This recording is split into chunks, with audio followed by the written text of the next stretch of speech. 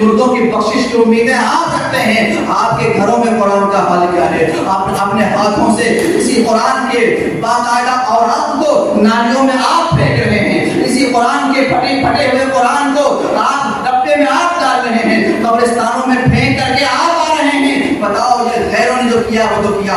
آپ تو کلمہ پڑھنے والے تھے, آپ تو قرآن کو آخری کتاب ماننے والے تھے, آپ تو محمد رسول اللہ کے امتی تھے, آپ تو قرآن کریم سے بے پناہ محبت کرنے والے تھے. آپ نے ایسا کیوں کیا قرآن کے ساتھ؟ آپ کہیں یہ مت سمجھیے گا کہ ہمیں خبر نہیں. آج جین کے جتنے قبرستان ہیں, ان قبرستانوں کا یہ حال ہے کہ گاڑیوں میں بھر کر یہ کتابیں جا کر کے پھینکی جا رہی ہیں. وہ قرآن پھینکا جا رہا ہے, حدیث کی کتابیں پھینکی جا رہی ہیں. تم اپنے ہاتھوں سے اپنے دین کا مذاق کر رہے ہو, تم اپنے ہاتھوں سے اپنے قرآن کی بے حرمتی کر رہے ہو, تم اپنے ہاتھوں سے اللہ کے غضب کو چیلنج کر رہے ہو, تم اپنے ہاتھوں سے کلام الہی کی بے حرمتی کر رہے ہو, تم اپنے ہاتھوں سے اللہ کے عذاب کو مول دے رہے ہو. مجھے بتاؤ ان غلطیوں پر اللہ کا عذاب نہیں تو کیا رحمت الہی اترے گی؟ آپ مجھے بتائیں. اسی اجین کے اندر کئی گاڑی باقاعدہ قرآن پاک کو قبرستان میں پھینکا گیا, بیگم باغ کے قبرستان میں پھینکا گیا, مولانا موت کے قبرستان میں پھینکا گیا,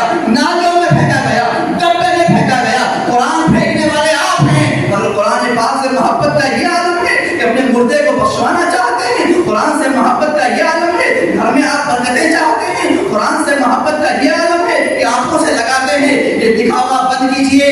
اگر محبت ہے تو ایک سادے کاغذ سے بھی پیار کرنا ہوگا.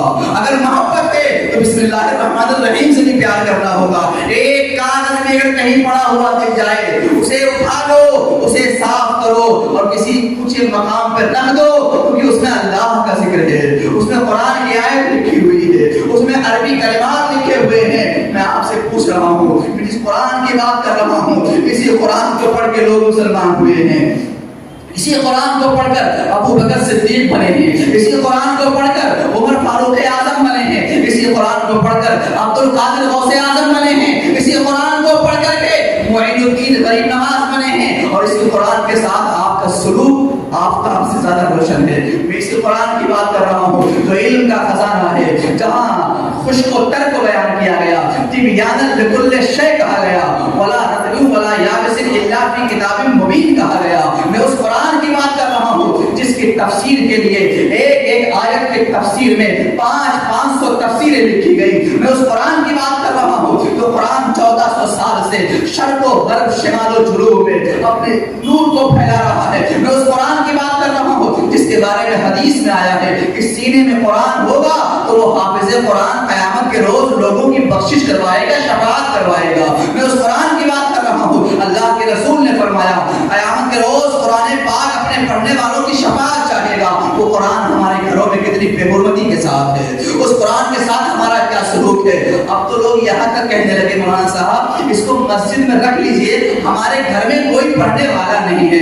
دادا کا قرآن شریف تھا وہ پڑھا کرتے تھے, دادا تو مر گئے, دادی کا تھا وہ دادی بھی مر گئی, اب گھر میں کوئی قرآن پڑھنے والا نہیں. اخبار پڑھنے والے ہیں, ٹی وی پڑھنے والے ہیں, نیوز دیکھنے والے ہیں, دنیاوی کتابیں پڑھنے والے ہیں, ناول پڑھنے والے ہیں, میگزین پڑھنے والے ہیں, دنیا کی لو اسٹوریاں پڑھنے والے ہیں, اللہ کا کلام پڑھنے والے نہیں. مجھے بتاؤ اللہ کا عذاب نہیں تو کیا رحمت الہی ہمارے گھروں میں اترے گی؟ لوگ رونا روتے ہیں, گھر میں برکت نہیں, کمائی تو بہت زیادہ ہے, سکون نہیں, کمائی تو بہت زیادہ ہے, باقاعدہ ہم جاب کر رہے ہیں, نوکری ہے ہماری, مگر گھر میں سکون نہیں. آپ کے گھروں میں قرآن کی بے حرمتی ہو رہی ہے, اللہ کے دین کی بے حرمتی ہو رہی ہے, شریعت کی بے حرمتی ہو رہی ہے. محمد رسول اللہ کے صحابہ نے جس قرآن کو بلند کرنے کے لیے اپنا گھر لٹایا, اپنے خاندان کو شہید کروایا, حسین ابن علی نے میدان کربلا میں اپنے 72 جانشینوں کو شہید کروایا, اس قرآن کے ساتھ آپ غداری کر رہے ہیں, وفاداری نہیں کر رہے ہیں.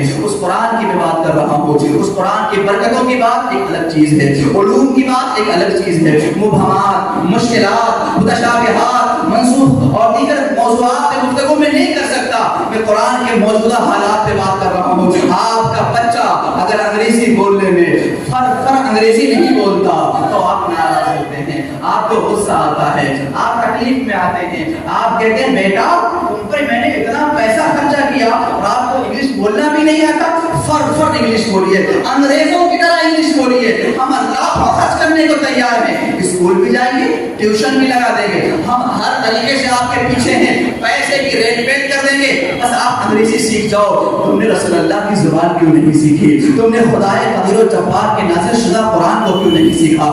وہ زبان جو جنت کے اندر بولی جائے گی وہ عربی زبان ہے, جو قبر کے اندر سوال ہوگا وہ عربی زبان ہے. اللہ کے رسول نے فرمایا جو زبان سب سے زیادہ اللہ کو پسند ہے وہ عربی زبان ہے. آپ نے انگریزی سکھا لیا, سنسکرت سکھا لیا, لاکھوں خرچ کیا, آپ نے رسول اللہ کی زبان کیوں نہیں سیکھی؟ جنت کی زبان کیوں نہیں سیکھی؟ قبر میں جس زبان کے بارے میں جس زبان میں سوال کیا جائے گا وہ زبان کیوں نہیں سیکھا؟ آپ کہیں گے صاحب ٹائم نہیں ملا, تو آپ دنیا کو سیکھنے کے لیے ٹائم نکالتے ہیں, دین کے لیے آپ کے پاس ٹائم کیوں نہ رہا؟ آپ کوئی ہنر سیکھنا چاہتے ہیں, کوئی کام سیکھنا چاہتے ہیں, سالوں سال کسی کے یہاں نوکری کرتے ہیں, مزدوری کرتے ہیں, تب جا کر کے وہ کام سیکھتے ہیں کہ کام آ جائے گا تو گزارا ہو جائے گا, کام آ جائے گا تو زندگی بہتر گزرے گی. آپ نے اس قرآن کو سیکھنے کے لیے کتنا ٹائم دیا؟ شریعت مصطفیٰ کو سیکھنے کے لیے کتنا ٹائم دیا؟ آپ کے پاس شادیوں, ایک دن کی شادی بلکہ 5 منٹ کی شادی, میں تو شادی کے تو زیادہ خلاف بولتا ہوں صاحب. شادی میں جو رسومات ہے نا, شادی اسلام میں سب سے ہلکی چیز ہے. ہلکی سے مراد آسان, سب سے زیادہ آسان. شادی ہے کیا؟ مہر رکھ دو, ادھر سے یہ کہیں میں نے قبول کیا, ادھر سے وہ کہیں میں نے قبول کیا, نکاح ہو گیا. یعنی اگر مشکل سے مگر 5 منٹ بھی نہیں لگے گا. اس 5 منٹ کو ہم 4 دن میں کرتے ہیں, کہیں کہیں تو 5 دن تک چلتا ہے یہ معاملہ, کہیں کہیں تو لوگ ہفتہ نکال دیتے ہیں, شادی کا رسم چل رہا ہے. اس کے لیے دکانیں بند کر سکتے ہیں, اس کے لیے باقاعدہ نکل سکتے ہیں. آپ نے رسول اللہ کے دین کے لیے کتنا ٹائم نکالا, قرآن کے لیے کتنا ٹائم نکالا, آخرت کے لیے کتنا ٹائم نکالا.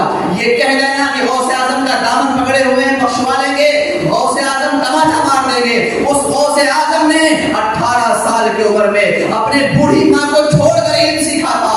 آپ نے کس کو چھوڑا ابھی تک؟ آپ یہ کہہ کر کے خوشی منا رہے ہو یا خواجہ غریب نواز ہمیں خواجہ بچا لیں گے, یہ خواجہ آپ سے منہ موڑ لیں گے جب بتائیں گے کہ 52 سال تک علم دین سیکھنے کے لیے میں شہروں کا سفر کرتا رہا, تم نے کتنا سفر کیا؟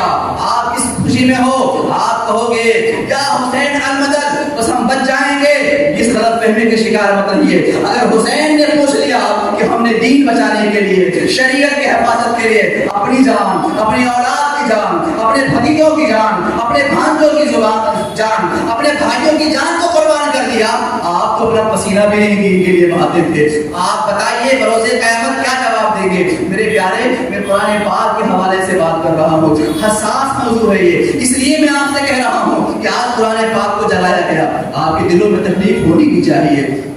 قرآن کریم کے خلاف بغاوتیں بلند کی گئی, عالم بغاوت بلند کیا گیا, ناراضگی ظاہر کرنی چاہیے. مگر میں آپ سے پوچھتا ہوں, وہ تو غیر ہیں, آپ تو کلمہ پڑھتے ہیں. وہ تو مسلمان نہیں ہیں, آپ تو مسلمان ہیں. وہ تو قرآن نہیں مانتے, آپ تو قرآن کو چومتے ہیں. وہ قرآن کریم کو کلام الہی نہیں مانتے, آپ تو کلام الہی مانتے ہیں. پھر قرآن کے کاغذ اور قرآن کے اوراق نالیوں میں کیوں پھینک رہے ہیں, قبرستان میں ڈال کے کیوں آ رہے ہیں, مسجدوں میں پھٹے ہوئے قرآن کو چھوڑ کر کے پھینک کر کے کیوں آ رہے ہیں؟ مجھے بتاؤ, اور تنہائی میں بیٹھ کر اپنے سینے پر ہاتھ رکھ کر کے بتاؤ, کہیں غداری تو نہیں کر رہے ہیں؟ آپ کو احساس نہیں ہو رہا ہے؟ اسی قرآن سے بخشش چاہتے ہیں. پڑھ دو بھیا, ہمارے ابا کا انتقال ہو گیا, ان کی بخشش ہو جائے, اماں کا ہو گیا, ان کی بخشش ہو جائے, روح نہیں نکل رہی, پڑھ تاکہ روح نکل جائے, بیمار ہیں تنگ تاکہ شفا مل جائے. ایک طرف تو قرآن کو پڑھ کر کے شفا لے رہے ہو, اور دوسرے مقام پہ قرآن کو نالیوں میں ڈال رہے ہو, قرآن کو کچروں میں ڈال رہے ہو, قرآن کو قبرستان میں پھینک کر کے آ رہے ہو, قرآن پاک کو مسجدوں میں ڈال کر کے آ رہے ہو. کہیں دور نہ جاؤ, ہماری ہی مسجد میں آ کر کے دیکھ لو کتنا قرآن بوسیدہ حالت میں رکھا ہوا ہے, اور نہ جانے کتنے قرآن کو قبرستان میں دفن کیا جا چکا ہے. کئی کئی گاڑیاں بھر کر کے لوگ لائے اور پھینک کر کے چلے گئے ہیں, اس کے بعد دفن کرنا پڑا ہے. مجھے بتاؤ, یہ اللہ کی دین کی بے حرمتی غیروں نے کیا ہے کہ آپ نے کیا ہے؟ آپ سے مراد جو سامنے چونکہ آپ موجود ہیں, خطاب